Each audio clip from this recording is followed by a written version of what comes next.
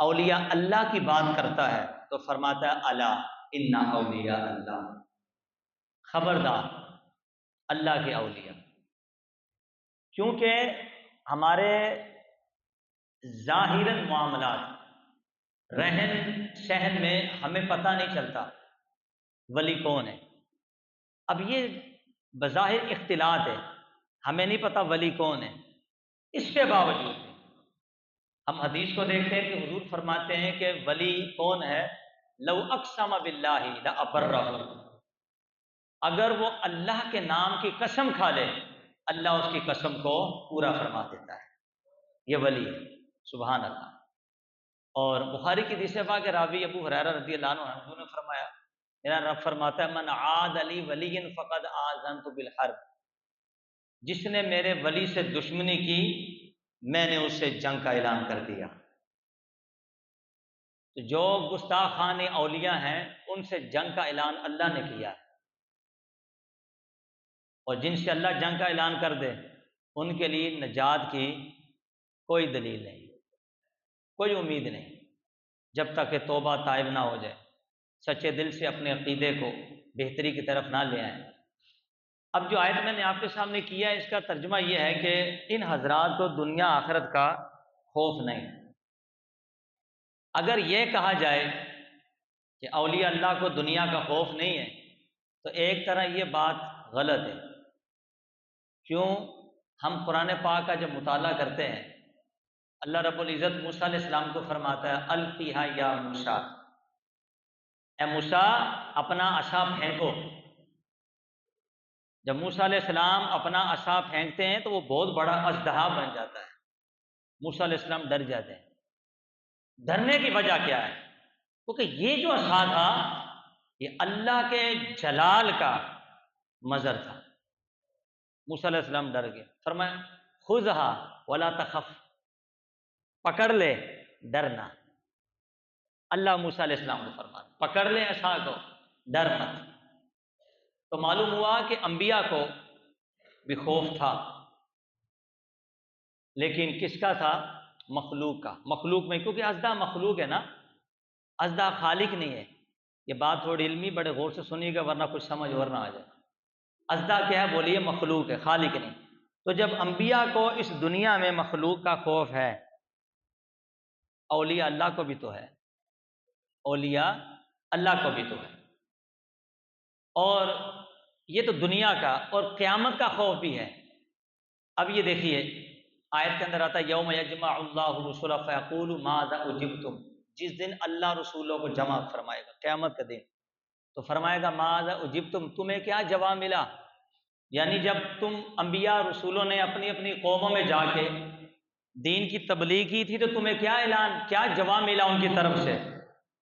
تو انبیاء کو تو پتہ ہے کہ ہم نے دین کی تبلیغ کی ہے، ہم نے اللہ کی توحید کا پرچار کیا ہے، ہم نے رسالت کی بات کی ہے، لوگوں سے توحید اور رسالت کی بات کی ہے، دین کی تبلیغ کی بات کی ہے. لیکن جب قیامت کے دن اللہ رب العزت پوچھے گا تو وہ فرمائیں گے قالوا لا علم لنا، ہمیں کوئی علم نہیں. قرآن پڑھ رہا ہوں، علم ہونے کے باوجود اپنے علم کی نفی کریں گے، ہمیں کوئی علم نہیں. حالانکہ ان کو علم تھا کہ واقعی دنیا میں انہوں نے ان کافروں کو دین کی دعوت دی ہے. اس کی وجہ یہ ہے اس دن اللہ کے جلال کا ظہور ہوگا، ہیبت رعب سے ہر بندہ کانپ رہا ہوگا. حشر کا دن اللہ کا جلال، اللہ کا رعب، اللہ کا دبدبا، اللہ کی ہیبت چھائی ہوئی ہوگی حشر کے دن بھی. سبحان اللہ.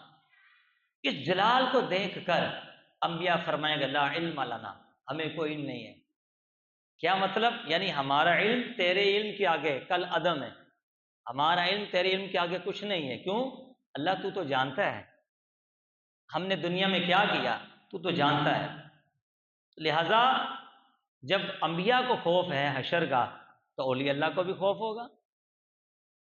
اب یہ کہیں کہ خالق کا خوف نہیں، یہ بھی غلط ہے. خالق کا خوف بھی ہوگا.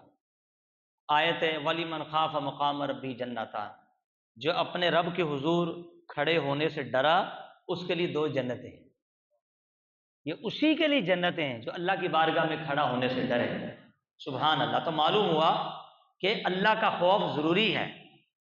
اب مطلب یہ نکلا اولیاء اللہ کو جو خوف ہوگا وہ خوف ضرر نہیں ہوگا بلکہ وہ خوف نفع والا ہوگا۔ اب وضاحت ہوگی نا، اس سے کوئی یہ نہ سمجھے کہ اللہ تو فرماتا اولیاء اللہ کو دنیا آخرت میں کوئی خوف نہیں، اور یہ تو ثابت کر رہا ہے کہ خوف ہے لیکن یہ خوف نفع والا ہوگا، خوف نقصان والا نہیں ہوگا۔ آئیے میں اس کی 2 اقسام کر کے آپ کو آسان کر کے سمجھاتا ہوں۔ خوف 2 طرح کا ہوتا ہے، ایک نفع والا خوف اور ایک نقصان والا خوف۔ نقصان والا خوف جو ہے اللہ کا، یہ اللہ کے دشمنوں کو ہوگا۔ نفع والا خوف یہ انبیاء کو ہوگا اور اولیاء اللہ کو ہوگا۔ یعنی رب کا خوف تو ہے لیکن یہ خوف ان کو نقصان نہ دے گا، ان کو نفع دے گا۔ سبحان اللہ کہی ذرا۔ اب آپ دیکھیے نتیجہ کیا نکلا ان کا، یعنی اس کا معنی یہ نکلا کہ چونکہ انبیاء اور اولیاء کو قرب رب کا زیادہ ہے، اور جب قرب زیادہ ہوا تو معرفت زیادہ ہوئی، جب معرفت زیادہ ہوئی اللہ کا خوف زیادہ ہوا، اور یہ معرفت ہے انسان کی۔ وما خلقت الجن والانس الا لیعبدون، میں نے انسان اور جن کو فقط اس لیے پیدا کیا وہ میری عبادت کریں۔ کیا کریں؟ عبادت سے اوپر معرفت ہے بھئی، معرفت ہوگی تو اللہ کا قرب ملے گا، اللہ کا قرب ملے گا، اللہ کا خوف زیادہ ہوگا۔ اب یہ حدیث پاک سنیے آپ، بخاری شریف کے اندر ہے، حضور نے فرمایا ان اتقاکم واعلمکم باللہ انا، کہ مجھے تمہارے مقابلے میں اللہ کا خوف زیادہ ہے۔ کیوں؟ کہ میں تمہارے مقابلے میں اللہ کی معرفت زیادہ رکھتا ہوں، تو جس کو معرفت جتنی زیادہ ہوگی اتنا خوف زیادہ ہوگا۔ نبی پاک علیہ السلام کی داڑھی کے بال مبارک 17 18 20 سفید تھے، بس داڑھی اور سر کے ٹوٹل ملا کے۔ بعض صحابہ نے کن پٹی کے بالوں کی بات کی، بعد میں کہا کہ جہاں سے حضور مانگ نکالتے تھے، اور کچھ بال داڑھی کے، سر کے، یعنی ٹوٹل ملا کے 18 سے 19 بال سفید تھے۔ اور وہ بھی کیوں ہوئے؟ حضور نے فرمایا یہ جو سورہ ہود ہے، سورہ اقتربہ، سورہ عباسہ، یعنی اس طرح کی سورہ نازیات وغیرہ جن آیات کا، صورتوں کا ذکر حدیث پاک کے اندر ملتا ہے، فرمایا اس طرح کی صورتوں نے مجھے قد شیبتنی، بوڑھا کر دیا ہے۔ کیوں؟ اس کے اندر اللہ کا خوف کا ذکر ہے، اس کے اندر جہنم کا ذکر ہے، اللہ کے عذاب کا ذکر ہے۔ فرمایا ان جیسی صورتوں نے مجھے بوڑھا کر دیا ہے۔ اللہ اکبر کبیرہ۔ تو ادھر حضور نے کیا فرمایا کہ تمہارے مقابلے میں مجھے اللہ کی معرفت کیوں؟ حضور فرماتے لی مع اللہ وقت لا یشاء فی ملک مقرب ولا نبی مرسل، کہ میری تو اللہ کی بارگاہ میں وہ رسائی ہے جہاں تک نہ تو کوئی نبی مرسل پہنچ سکا ہے اور نہ کوئی مقرب فرشتہ وہاں پر پہنچ سکتا ہے۔ جبریل علیہ السلام کا مقام دیکھو کتنا ہے، سدرۃ المنتہا پہ۔ تفسیر عزیزی کے اندر سید شاہ عبد العزیز محدث دہلوی رحمۃ اللہ تعالیٰ تفسیر عزیزی میں لکھتے ہیں کہ کرسی ہے ان کی سدرۃ المنتہا کے پاس، ان کی رفتار کا عالم دیکھو۔ اس سے بھی اندازہ کیجئے کہ یوسف علیہ السلام کو ان کے بھائی کنویں میں پھینک رہے تھے، پاؤں ان کے رسی سے بند ہیں، سر انور ان کا کنویں میں لٹکا ہوا ہے، اب رسی کاٹنے کی دیر تھی، اور آپ کو پتہ ہے وہ چیز اوپر سے نیچے آئے تو بڑی رفتار میں بڑی تیزی کے ساتھ آتی۔ جبریل علیہ السلام سدرۃ المنتہا ہے، زمین سے پہلا آسمان، 500 سال تک حضور فرماتے ہیں حدیث پاک مفہوم میں، ایک تیز رفتار گھوڑا بھاگتا رہے تو پھر 500 سال کے بعد جا کے پہلا آسمان آتا ہے، 7 آسمان، 3500 سال کا فاصلہ، اس سے اوپر کا سدرۃ المنتہا، وہاں جبریل علیہ السلام ہے۔ اللہ فرماتے جبریل اذکیہ رب جلیل، فرمایا وہ دیکھ میرے رسول کو، میرے یوسف کو، میرے نبی کو، ان کے بھائی کنویں میں پھینک رہے ہیں، اس سے پہلے کہ نیچے تھا پتھر کا چٹان، وہ یوسف علیہ السلام کے سر مبارک کو لگے اور خون نکلے، یہ ہم برداشت نہیں کریں گے۔ اللہ اکبر کبیرہ۔ حکم کیا ہے؟ جائیے اور ان کے کنویں میں تشریف لانے سے پہلے ان کو اپنے نورانی پروں میں سما لیجیے۔ ادھر رسی پہ چھری چلتی ہے، ادھر جبریل کی پرواز ہے۔ کس کی پرواز ہے؟ آنکھ جھپکنے سے پہلے، آنکھ جھپکنے سے پہلے جبریل علیہ السلام کی پرواز ہے۔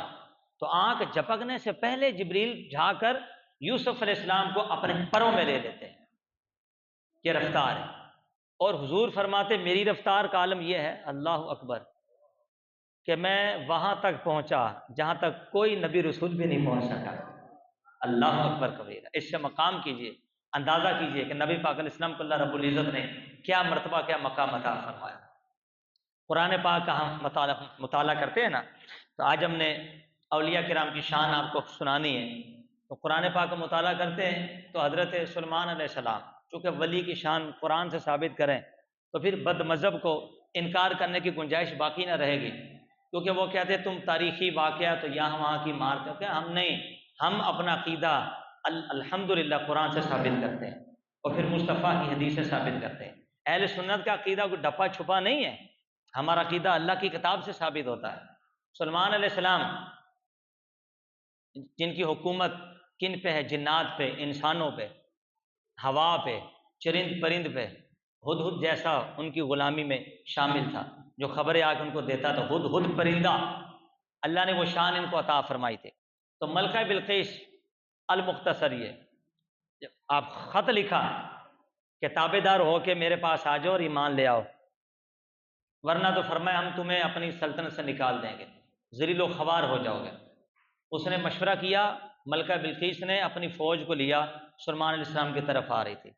اب بعد مفسرین نے لکھا کہ یہ جو ملکہ بلقیس تھی، شہر تھا، شہر سبا اس کا نام تھا، وہاں کی رہنے والی تھی۔ 600 میل، کتنا؟ 600 میل، یہاں سے لاہور تقریباً 1200 کلومیٹر ہے۔ 600 میل دور کے فاصلے پر وہ تخت تھا، 7 طرح کے تہ خانے کے اندر، 7 طرح کے تہ خانے، ایک تہ خانہ، پھر دوسرا، پھر تیسرا، اور پھر اس کے بھی ارد گرد حواری کھڑے تھے، چوکیدار کھڑے تھے، اسلحہ لے کے کھڑے تھے۔ رستے کا پتہ نہیں، آج کل تو لوکیشن ڈال دی جاتی ہے، رستے کا بھی پتہ نہیں، رستہ کہاں کا جاتا ہے۔ اور پھر ہر جو تہ خانہ کے اندر جو گیٹ تھا اس پہ موٹے موٹے تالے لگے ہوئے تھے۔ یوں 7 تہ خانوں کے اندر نیچے والے تہ خانے میں تخت تھا، اس کو بھی تالا لگا ہوا تھا، اس کے اوپر بھی گارڈ کھڑے تھے، چوکیدار کھڑے تھے۔ سفر کتنا، لوکیشن کا پتہ کوئی نہیں۔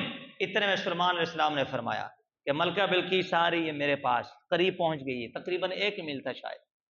اس کے میرے پاس آنے سے پہلے پہلے کون ہے جو اس کا تخت میری بارگاہ میں حاضر کرے؟ قال عفریت من الجن انا آتیک بقبل ان تقوم من مقامک۔ ایک سرکش شیطان بولا، حضور مجلس برخاست ہونے سے پہلے، مجلس ختم ہونے سے پہلے وہ تخت میں آپ کی بارگاہ میں حاضر کر دوں گا۔ پر میں نہیں، مجھے اس سے بھی جلدی چاہیے۔ کہو ذرا سبحان اللہ۔ اب جن لوگوں نے معاذ اللہ شیطان کے علم کو رسول اللہ کے علم سے بڑھا دیا، جو کہتے ہیں کہ داتا کوئی شے نہیں، خواجہ کوئی شے نہیں، غوث کوئی شے نہیں، معاذ اللہ استغفر اللہ، ہم ان کو کہہ رہے ہیں کہ خدارا مرنے سے پہلے پہلے اپنے عقیدے کی اصلاح کر لو۔ تم تو قرآن کی آیات کے منکر بنے بیٹھے ہو۔ یہ طاقتیں، یہ تصرف، یہ قدرت، یہ اللہ نے اپنے بندوں کو عطا فرمایا ہوا ہے۔ سورہ نمل پڑھو، پارہ نمبر 19 اٹھا کے دیکھو، کیا شان ہے سلیمان علیہ السلام کے زمانے کے ولی آصف بن برخیا کی۔ شیطان پہ بس ہو گیا۔ داتا علی حجویری نے کشف المحجوب کے اندر لکھا، داتا صاحب فرماتے ہیں اس سے پتہ چلا کہ شیطان سے زیادہ اللہ کے ولی کی طاقت ہے۔ کہو ذرا سبحان اللہ۔ ہائے ہائے ہائے، کیونکہ شیطان نے کہا تھا کہ مجلس برخاست ختم ہونے سے پہلے تخت لاؤں گا، فرمایا نہیں، ہمیں اس سے بھی جلدی چاہیے۔ قال الذي عنده علم من الكتاب انا آتيك بقبل، قال الذي عنده علم من الكتاب انا آتيك بقبل ان يرتد اليك طرفك۔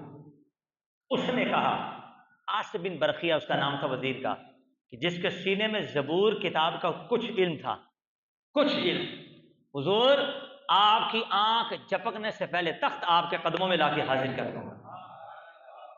اللہ اکبر۔ 600 میل، نہ لوکیشن کا پتہ، نہ رستے کا پتہ، نہ اس وقت موبائل، اس وقت برقی آلات، نو سیٹلائٹ، کوئی شے نہیں. داتا صاحب فرماتے ہیں کشف المحجوب کے اندر نہ وہ وہاں سے غائب ہوئے، نہ اڑ کے گئے، نہ ہوا سے گئے، نہ پتھروں سے گئے، نہ سمندروں سے گئے، بلکہ وہی اللہ کے ولی نے ہاتھ بڑھایا اور بڑھانے کی پاور قوت کا عالم تو دیکھ. جبھی تو بخاری کے اندر لکھا ہے فَكُنْتُ سَمْعَ الَّذِي يَسْمَعُ بِهِ وَبَصَرَهُ الَّذِي يُبْصِرُ بِهِ وَيَدَهُ الَّتِي يَبْطِشُ بِهَا وَرِجْلَهُ الَّتِي يَمْشِي بِهَا. فرمایا ہاں جس وقت میرا ولی میرا محبوب بن جاتا ہے، جب محبوبیت پر وہ فائز ہو جاتا ہے، میں اس کی آنکھیں بن جاتا ہوں جس سے وہ دیکھتا ہے، میں اس کے کان بن جاتا ہوں جس سے وہ سنتا ہے، میں اس کے ہاتھ بن جاتا ہوں جس سے وہ پکڑتا ہے، میں اس کے پاؤں بن جاتا ہوں جس سے وہ چلتا ہے. معنی اس کے بہت ہے. کسی نے معنی یہ نکلا، اس کا معنی یہ ہے کہ وہ رضا الہی کے بغیر کوئی کام نہیں کرتا، مشیت الہی کے بغیر کوئی کام نہیں کرتا. کسی نے یہ معنی نکلا، امام راضی رحمۃ اللہ تعالیٰ نے تفسیر کبیر میں فرماتے اس کا معنی یہ ہے اللہ کے جلال کا نور اس ولی کے کان بن جاتے ہیں، اللہ کے جلال کا نور اس ولی کی آنکھیں بن جاتی ہیں، اللہ کے جلال کا نور اس ولی کے ہاتھ بن جاتے ہیں، اللہ کے جلال کا نور اس ولی کے پاؤں بن جاتے ہیں. پھر دیکھتا وہ ہے طاقت خدا کی ہوتی ہے، چلتا وہ ہے طاقت خدا کی ہوتی ہے، پھر دور سے دور بھی دیکھ لیتا ہے، نزدیک سے نزدیک بھی دیکھ لیتا ہے. پھر ولی کی آنکھ میں جب رب کی طاقت آ جاتی ہے، جب اللہ جب ولی اللہ کی قدرت کا مظہر بن جاتا ہے، پھر کمال تو دیکھ. تو داتا صاحب فرماتے وہی کھڑا کھڑا ولی نے ہاتھ بڑھا کر زمین کا کلیجہ چیر کر 600 میل دور کے فاصلے کو آنکھ جھپکنے سے پہلے طے کر کے تک اٹھا کر لا کر سلمان اسلام کے قدموں میں حاضر کر دیا. فرمایا سب کے نزدیک نبی پاک علیہ السلام سارے نبیوں سے افضل، تو مصطفیٰ کی امت کے اولیاء بھی دیگر نبیوں کی امت کے اولیاء سے افضل ہیں. فرمایا سے بل برقیہ کا یہ مقام ہے تو پھر داتا صاحب کا مقام کیا ہوگا، خواجہ صاحب کا مقام کیا ہوگا، امام ربانی کا مقام کیا ہوگا، سبحان اللہ غوث اعظم کا مقام کیا ہوگا. ارے ہم تو یہ کہتے ہیں کہ 600 میل مسافت کو طے کرنا آج بہت آسان رہا.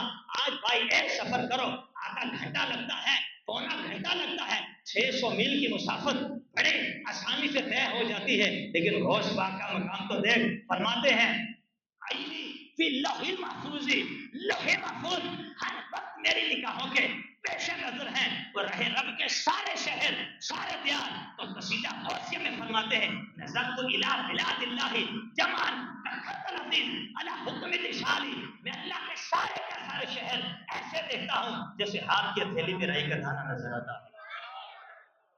یہ ہے مقام اولیاء اللہ کا. کہو ذرا مل کے سبحان اللہ، اللہ اکبر. یہ جب ولی کا مقام ہے، نبی کا مقام کیا ہوگا. عمر بن خطاب مسجد نبی میں نہاون شہ پر حضرت ساریہ کو سپہ سالار بنا کر بھیجا.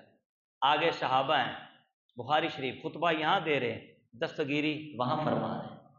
ایک نظر ادھر ہے، باطنی نگاہ مصطفیٰ کے صحابہ پہ ہے. خطبہ ان کو ہے، مدد ان کی ہے. کہو ذرا سبحان اللہ.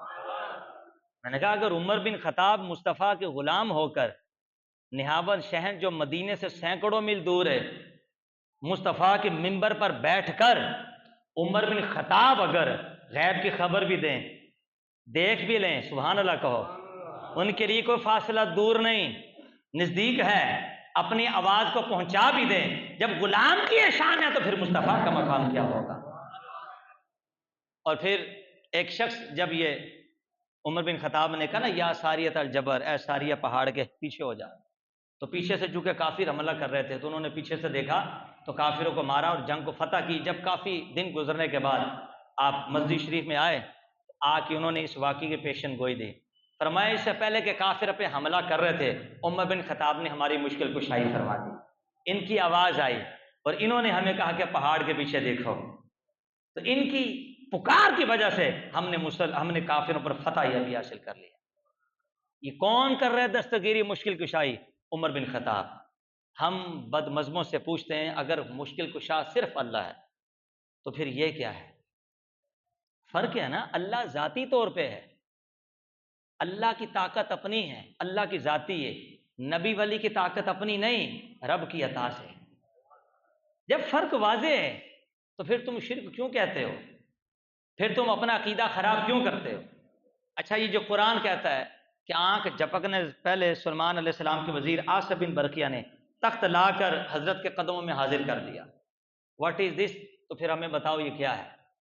اس سے پتہ چلا اللہ رب العزت نے اپنے محبوبوں کو شانی عطا فرمائی ہے کہ ان کی شان ان کے لیے دور نزدیکی کوئی معنی نہیں رکھتے۔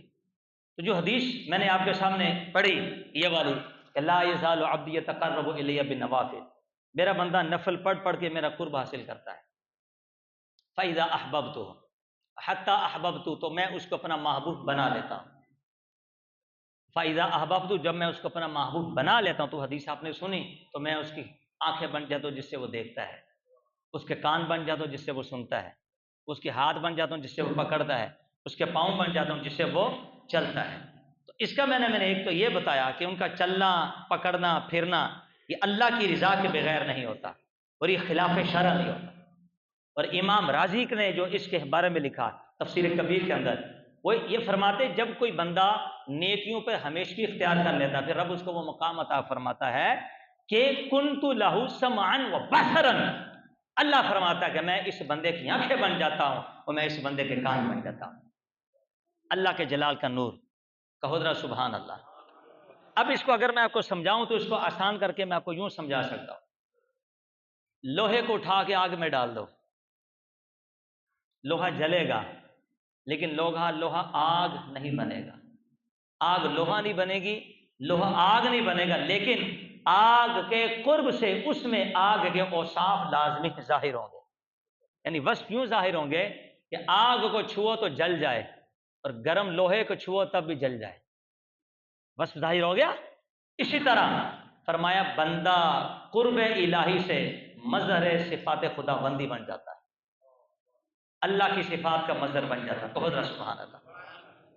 اس کا معنی یہ نہیں معاذ اللہ نے فرمایا اس کے کان بن جاتا ہوں، معاذ اللہ استغفر اللہ، کہ ولی خدا بن جاتا ہے، یا اس کا معنی یہ لے لیں کہ اللہ حلول کرتا ہے، اس ولی میں آتا ہے، یہ بھی کفر ہے، یہ بھی ہمارا عقیدہ نہیں، نہ حلول کرتا ہے نہ بندے میں آتا ہے، نہ بندہ خدا بنتا ہے، بندہ بنتا ہے تو مظہر خدا بن جاتا ہے، اسے دیکھو تو خدا کی یاد آتی ہے، کیونکہ حدیث پاک ہے، فرمایا ولی وہ ہے جس کو دیکھ کر خدا یاد آ جائے، ولی وہ ہے جس کو دیکھ کر خدا یاد آ جائے، تو مظہر خدا بن جاتا ہے وہ، سبحان اللہ۔ اور یہ جو مظہر خدا بنتا ہے پھر جو وہ مردہ زندہ کرتا ہے، جو مشکل کشائی کرتا ہے، جو بیماروں کو شفا دیتا ہے، وہ بے اذن اللہ ہوتا ہے، اللہ کی حکم سے، اللہ کی اجازت سے ہوتا ہے، وہ من دون اللہ نہیں ہوتا، وما لکم من دون اللہ من ولی ولا نصیر، اور وما لکم من دون اللہ، تمہارے لیے اللہ کے علاوہ کوئی مددگار نہیں۔ یہ آیت اللہ پاک نے کافروں پہ اتاری ہے، اور بد مذہبوں نے اس آیت کو اٹھا کر نبیوں ولیوں پہ چسپا کر دیا۔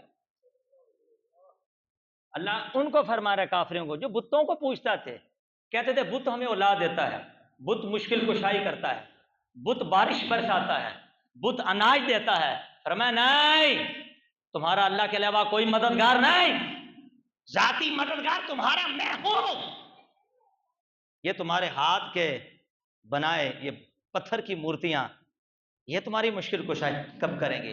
جو بول نہیں سکتے، سبحان اللہ کہیے، جو سن نہیں سکتے، جو خود تمہارے بننے کی محتاج ہیں، تم بناتے ہو تو مورتی بنتی ہے، تم گراتے ہو تب ٹوٹ جاتا ہے، یہ کیسا خدا ہے تمہارا جو بول نہیں سکتا، جو تمہارے نفع نقصان کا مالک نہیں؟ مالک وہ ہے جو تمہیں نفع بھی دے تمہیں نقصان بھی دے سکتا ہے اگر تمہاری تقدیر میں ہو، جو اس کے شان کے لائق ہے۔ اللہ کسی پہ ظلم نہیں کرتا، یہ یاد رکھنا، کیونکہ تقدیر اس نے لکھی، بندہ جو نقصان کرنے والا تھا اللہ نے اپنے علم ازلی سے جانا اور اس کو لکھ دیا۔ فرمایا مالک میں ہوں، یہ تمہارے مددگار بولو ہو سکتے نہیں ہیں۔ تو ہم یہ کہتے ہیں کہ یہ ولی اللہ باذن اللہ اللہ کے حکم سے کرتے ہیں، من دون اللہ یہ اولیاء کے ساتھ نہیں کرو چسپا، من دون اللہ وہ ہے جہاں اللہ کی رضا نہ ہو، جہاں اللہ کی مشیت نہ ہو، جہاں اللہ کی اجازت نہ ہو، جہاں اللہ کی عطا نہ ہو، جہاں اللہ کی قدرت نہ ہو، جہاں اللہ کا تصرف نہ ہو، جہاں اللہ کی اجازت نہ ہو تو انہوں نے انبیاء اور اولیاء کو من دون اللہ میں ڈال دیا، استغفر اللہ، حالانکہ من دون اللہ کے مستحق بت تھے، اللہ کا غیر، اللہ کے علاوہ، اور نبی ولی یہ خدا سے جدا کہاں ہے؟ یہ تو مظہر خدا ہے، کہو ذرا سبحان اللہ، یہ مظہر خدا ہے۔ حضور فرماتے مر رآنی فقد رأى الحق، جس نے مجھے دیکھا سمجھو اس نے رب کو دیکھا۔ انا مرآت جمال الرحمن، میں رحمان کے جمال کا آئینہ ہوں، ہائے ہائے، جس نے مجھے دیکھا میرے رب کو دیکھا۔ یہ ہے مظہر خدا، ذات مصطفیٰ، سبحان اللہ۔ مظہر خدا کون ہے بولو؟ ذات مصطفیٰ۔ تو ہم نے کہا چلیے پھر ذرا قرآن ہم آپ کو پکڑ کے قرآن میں لے جاتے ہیں۔ وَأُبْرِئُ الْأَكْمَحَ وَالْأَبْرَصَ وَأُحْيِي الْمَوْتَىٰ بِإِذْنِ اللَّهِ، عیسیٰ علیہ السلام فرماتے میں شفا دیتا ہوں مادرزاد اندھے کو، برس والے کوڑی کو، اور میں مردے زندہ کرتا ہوں، کس طرح؟ اللہ کے حکم سے، کہو ذرا سبحان اللہ۔ میں کہ عیسیٰ علیہ السلام کہیں میں زندہ کرتا ہوں، میں شفا دیتا ہوں، شفا تو اللہ دیتا ہے، لیکن وہ کیا کہتے ہیں؟ بِإِذْنِ اللہ، کیا کہتے ہیں؟ غوث پاک بھی یہی کہتے ہیں کہ میں اگر زندہ کر رہا ہوں تو اللہ کے حکم سے کر رہا ہوں، شفا دیتا ہوں تو اللہ کے حکم سے، مدد کرتا ہوں تو اللہ کے حکم سے۔ تو اگر یہاں کوئی خرابی نہیں تو پھر وہاں بھی کوئی خرابی نہیں ہے۔ تو لہٰذا من دون اللہ یہ بِإِذْنِ اللہ میں داخل نہیں، بِإِذْنِ اللہ کا معنی اللہ کی اجازت سے، اللہ کے حکم سے، اور من دون اللہ یہ بِإِذْنِ اللہ نہیں۔ ہم من دون اللہ کو بھی مانتے ہیں، بِإِذْنِ اللہ کو بھی مانتے ہیں۔ پھر ان بد مذہبوں نے اعتراض کر دیا، بولا دیکھیے تم کہتے ہو نبی مشکل کشا ہے، غوث مشکل کشا ہے، مولا علی مشکل کشا ہے، قرآن نے تو نفی کی ہے۔ میں نے کہا مولانا کہاں مغالطہ لگا آپ کو؟ کہتے کل لا املک لنفسی نفعا ولا ضرا، محبوب ان کو فرما دو میں اپنی جان کے لیے نفع نقصان کا مالک نہیں۔ آیت صحیح ہے، بولا جو نبی اپنی جان کے لیے نفع نقصان کا مالک نہیں، تمہارا مالک کیسے ہو گیا؟ تمہاری مدد کس طرح کرے گا وہ؟ تمہاری مشکل کشائی کس طرح کرے گا؟ میں نے کہا تمہارا پرانا بتیرہ ہے کہ تم آدھی آیات پڑھتے ہو آدھی نہیں پڑھتے۔ یہ وہی ہے جیسے قرآن پاک کے اندر یا ایھا الذین آمنوا لا تقربوا الصلاۃ وانتم سکارا، اے ایمان والو نماز کے قریب نہ جانا، کب؟ جب تم حالت نشہ میں ہو۔ اب کوئی بندہ نشے والی آیت کو چھوڑ دے اور بولے اللہ فرماتا نماز کے قریب نہ جاؤ، وہ مومن ہے؟ وہ تمہیں اللہ کے قرب سے ہٹا رہا ہے، وہ تارک فرض ہے۔ اسی طرح ان بد مذہبوں نے ڈنڈی ماری، آگے ہے الا ماشاء اللہ، مگر جو اللہ چاہے، سبحان اللہ۔ ہم یہی تو کہتے ہیں، اسی سے تو مصطفیٰ کا مختار کل ہونا ثابت ہوا۔ ہم کہتے ہیں مصطفیٰ ذاتی طور پہ کچھ نہیں کر سکتے، مصطفیٰ مشیت الہی سے کرتے ہیں، مصطفیٰ عطا الہی سے کرتے ہیں، مصطفیٰ نصرت الہی سے کرتے ہیں، مصطفیٰ تائید الہی سے کرتے ہیں، مصطفیٰ قدرت الہی سے کرتے ہیں، مصطفیٰ تصرف الہی سے کرتے ہیں۔ جب ہر شے رب کی عطا سے کرتے ہیں، اس آیت سے تو یہ معنی ثابت ہوا کہ رب نے اپنے محبوب کو مختار کل بنا کے دنیا میں بھیجا ہوا۔ میں نے کہا تو کہاں مغالطہ ڈال رہا ہے؟ الا ماشاء اللہ چھوڑ دیا اور آدھی آیت پڑھ کے تو نے گمراہ کر دیا۔ لا حول ولا قوت الا باللہ، استغفر اللہ، ایسے کیسے ہو؟ پھر اس کا معنی بولا اگر مختار کل بناؤ گے اس کا معنی ہوا گیا کہ حضور کا اختیار رب کے اختیار کے خلاف ہوگا۔ میں نے کہا لا حول ولا قوت الا باللہ، ایسا ہو سکتا ہے کہ محبوب رب کے خلاف جائیں؟ وہ تو جتنے اطاعت مصطفیٰ رب کی کرتے ہیں کائنات میں کوئی نہیں کر سکتا، جیسے وہ رب کے محبوب ہیں۔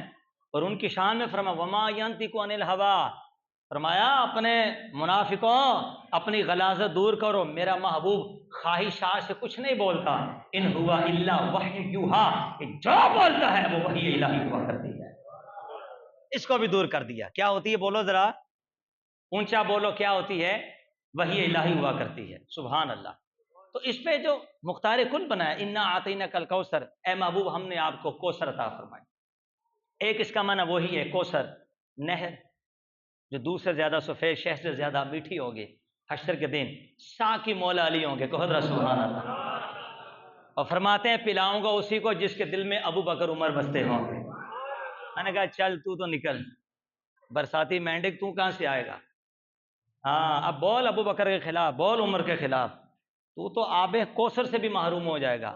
چاہیے آب کوثر تو پھر ابو بکر سے پیار کر، عمر سے پیار کر۔ تمہاری عقیدت تو 10-12 دن ہے، وہ سنی کی عقیدت ماں کی گود سے لے کر قبر پہ جانے تک ہے۔ ہم تو قبر کے اندر بھی مصطفیٰ کے محتاج ہیں انشاءاللہ۔ کہو ان کی بات ہے انشاءاللہ۔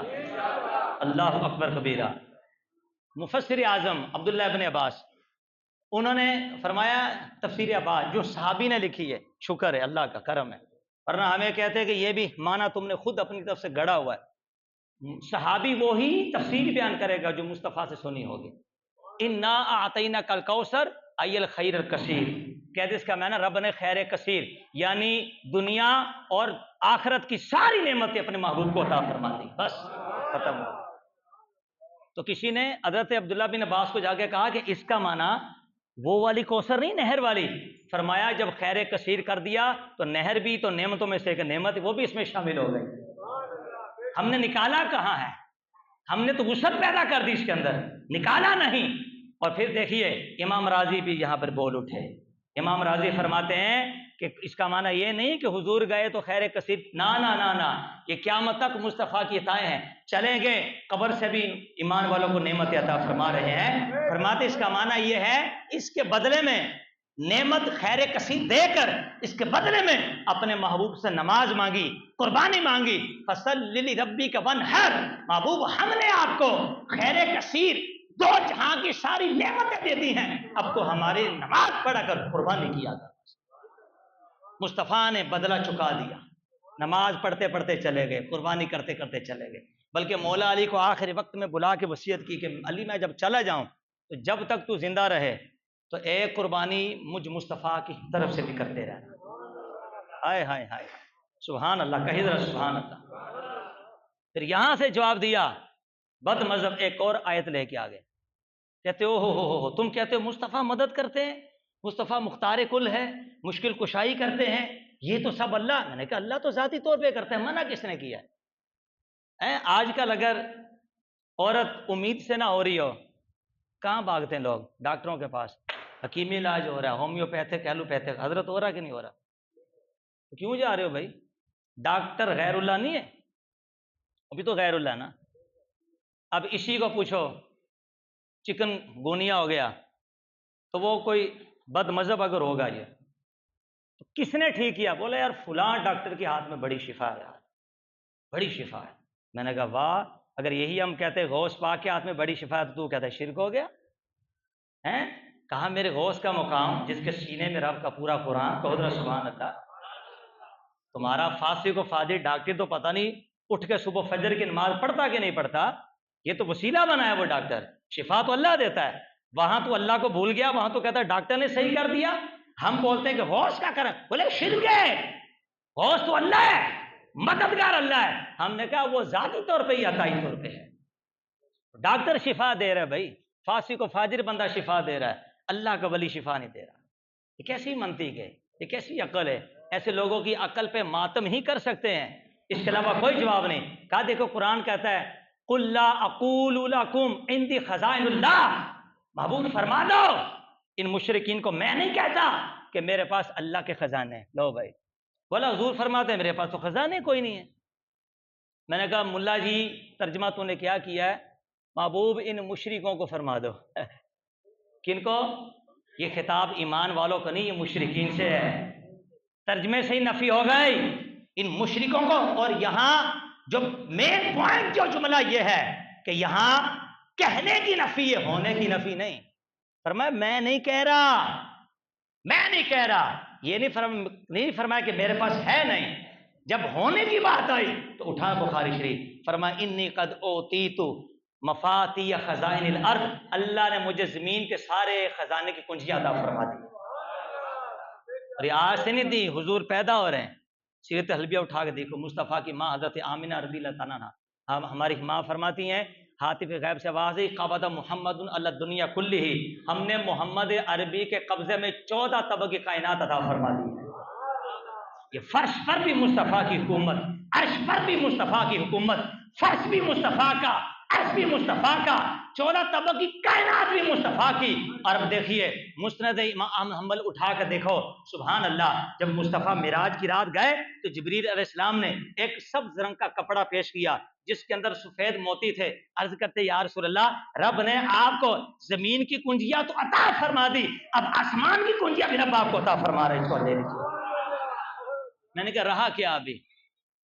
فرش والے تیری شوکت کا علو کیا جانے, خوش روا عرش پہ اڑتا ہے پھریرا تیرا. ان کو کیا پتا حضور آپ کی پرواز کیا ہے. وہ خدا کے نور کو دیکھ کر بھی جہان والوں میں آ گئے, سر عرش جانا کمال تھا کہ وہاں سے آنا کمال ہے. تمہیں کیا پتا ہے کہ حضور کیا ہے؟ فتح مسک العرش بازیالی. میں نے کہا تو ان کی ذات کی مماثلت کی بات کرتا ہے, تو ان کو اپنے جیسا کہتا ہے. ارے یہ تو وہ ہیں جس عرش کے پائے کو فرشتوں نے اٹھایا ہوا ہے, عرش کے پائے کو. جب مصطفیٰ اپنے قدم, سبحان اللہ کہیے, جب معراج کی رات عرش پہ لگاتے تو عرش مصطفیٰ کے قدموں کو پکڑ کے بوسے لینا شروع کر دیتے. آئے اس نے کہا میں تو بہت عرصے سے انتظار کر رہا تھا, جب رب نے میرے اوپر لا الہ الا اللہ لکھوایا تو اللہ کا تو جلال ہے, تو میں تو کانپ رہا تھا. جیسے محمد رسول اللہ لکھوایا میری ساری کب کبھی ختم ہو گئی. عرش جن کے قدموں کے بوسے لہے, آئے ہائے. ہم جب ہی کہتے ہیں 14 طبق کی کائنات مصطفیٰ کے چپلوں کے نیچے ہے, مصطفیٰ کی نالین کے نیچے. یہ پوری کائنات مصطفیٰ کے بول پیشاب کی طرح بھی نہیں ہو سکتی. تم کیا ذات کی بات کرتے ہو بھائی مانو. آج لے ان کی پناہ, آج مدد مانگ ان سے, پھر نہ مانیں گے قیامت میں اگر مان گیا. بس 1 منٹ اور پھر یہ دیکھیے حضور مختار کل ہیں. بولیے کون ہے؟ انما انا قاسم و خازن واللہ یعطی. فرمایا میں قاسم تقسیم کرتا ہوں, میں خازن, خزانے میرے ہیں, اللہ مجھے عطا فرماتا. بہت سبحان اللہ. حدیث بھی لکھی انہوں نے بد مذہبوں نے. کیا لکھی بولیے؟ بولا اچھا حضور خازن ہے, حضور قاسم ہے, نعمتیں دیتے. اچھا تو وہ جو غزوہ بدر غزوہ احد میں صحابہ شہید ہو گئے, بچایا کیوں نے؟ دو گئے. امام حسین میدان کربلا میں شہید ہو گئے, بچایا کیوں نے؟ اب سیدہ طیبہ طاہرہ عائشہ صدیقہ, وہ عائشہ صدیقہ کے جن کو عرش اولا سے رب کا سلام آتا ہے, وہ عائشہ کے جن کی طہارت میں 18 آیات اترتی. کہو ذرا سبحان اللہ. وہ عائشہ کہ جن کی گود میں مصطفیٰ کا سر تھا تو روح ان کی کف سے انسری سے پرواز کرتی.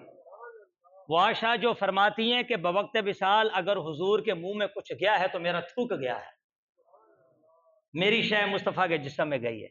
حضور نے وصال سے فرمایا عائشہ مسواک دو, کہتی میں نے دی تو فرمایا نہیں چبا کے دو. کہہ رہی میرے منہ میں ڈال کے چبائی, میرا تھوک لگا تھا, حضور نے منہ میں ڈال دی. کہو ذرا سبحان اللہ. یہ میاں بیوی کی محبت ہے. کیا مقام حضرت عائشہ تھا, اللہ اکبر کبیرہ. کہتے ہیں حضرت عائشہ تو اولاد کی طلب میں تھی, اولاد ہو جائے, حضور تو ان کو اولاد بھی نہیں دے سکے. یعنی مجھے بتاؤ کوئی مومن ہو ایمان والا اپنے نبی کے بارے میں اتنی گھٹیا بات کر سکتا ہے؟ یہ تو پرلے درجے کا کافر مشرک ہوگا. کلمہ پڑھا ہے اور اعتراض پہ اعتراض کر رہا ہے, استغفر اللہ. ہم نے کہا آیت نہیں پڑھی المال والبنون زینت الحیات الدنیا, یہ مال اور یہ جو اولاد ہیں یہ دنیاوی زندگی کی زینت ہے. بولیے کیا ہیں؟ اور حضور کی ازواج کے بارے میں اللہ نے فرما دی ان کنتن تردن الحیات الدنیا وزینتہا. فرمایا اگر تم عورتوں نے دنیا کی زینت چاہی تو فرمایا آؤ ہمارے پاس, میں تمہیں مالی فائدہ دوں اور حسن سلوک کرتے ہوئے تمہیں چھوڑ دوں. حضور فرماتے دنیا داری کرنی ہے تو تمہیں چھوڑ دوں گا, زینت اختیار کرنی ہے تو تمہیں قرآن پڑھ رہا ہوں تمہیں چھوڑ دوں گا. ہم نے کہا مال اولاد تو دنیا کی زینت ہے, اور قرآن فرماتا اگر یہ دنیا کی زینت مانگیں گے تو محبوب ان کو چھوڑ دو. تو مصطفیٰ کے صحن میں وہی آئی کہ جس کے دل میں دنیا کی زینت نہ تھی بلکہ دل میں محبت مصطفیٰ. ہم نے کہا یہ زینت ہے. حضرت عائشہ کے دل میں زینت دنیا نہ تھی بلکہ محبت مصطفیٰ. اور اگر تو یہ بات کرتا ہے کہ صحابہ شہید ہو گئے مصطفیٰ نے کیا کچھ نہیں, بھائی مان تجھے کیا پتہ شہید کا کیا مقام ہے. حضور نے فرمایا جب لوگ جنت میں جائیں گے عام بندہ اللہ ان کو اختیار دے گا جانا ہے دنیا میں, بولیں گے نہیں. شہداء کو فرمائے گا جانا ہے, فرمائے گا رب ایک بار نہیں 100 بار بھیج تاکہ کے 100 بار تیری راہ میں قربانی دے اور تیری راہ میں جا کے شہادت کا مزہ چکھے، تمہیں کیا پتا شہادت کیا شے ہوتی ہے؟ اتنی بڑی نعمت سے مصطفیٰ ان کو محروم کریں گے، اتنی بڑی نعمت سے، معاذ اللہ استغفر اللہ.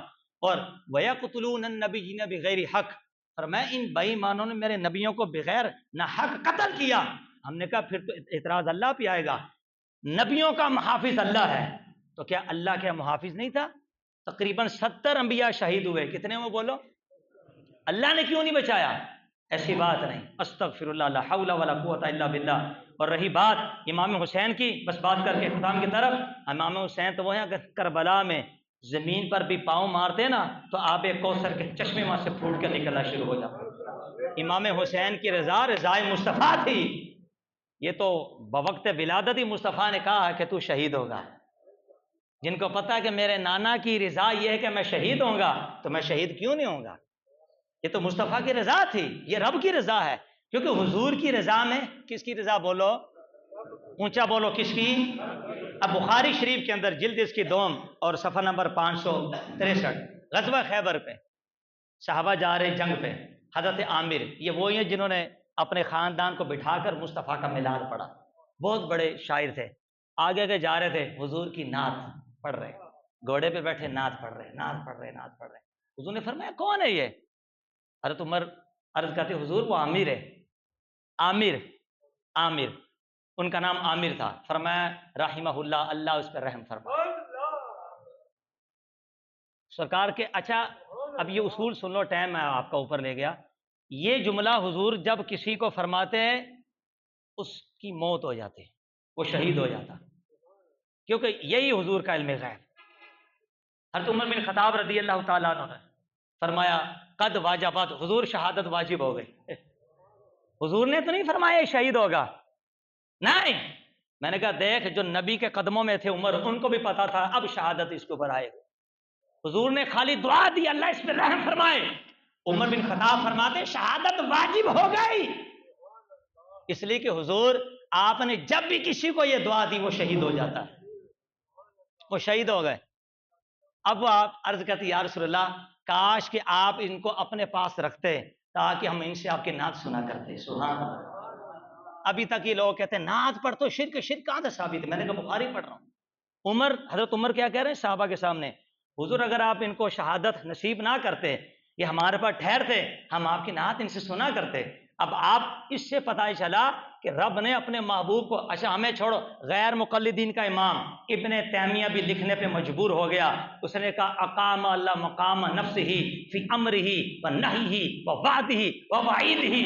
کہتے ہیں کہ مصطفیٰ کی شان یہ ہے کہ مصطفیٰ کا حکم سمجھو رب کا حکم، مصطفیٰ کا منع کرنا رب کا منع کرنا، مصطفیٰ کا کسی کو شہادت کی خبر دینا سمجھو رب کا دینا، مصطفیٰ کا کسی کو دینا کسی کو لینا سمجھو رب کا دینا رب کا لینا.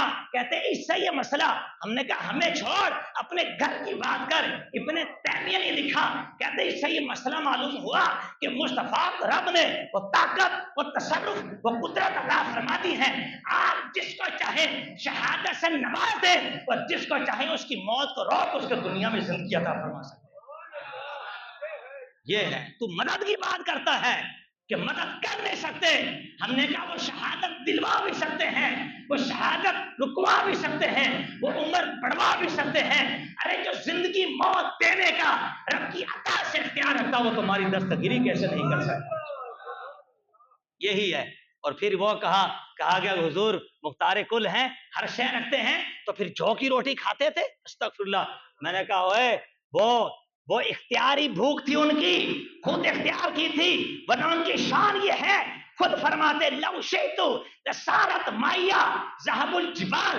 اے میرے صحابہ اگر میں چاہوں تو سونے کے پہاڑ مجھ مصطفیٰ کے ساتھ چلنا شروع ہو جائے. میں نے کہا یہ ہے ان کی طاقت، ادھر نظر کر ادھر نظر نہ کر. یہ امت کے لیے کر رہے ہیں، امت کو سکھا رہے ہیں.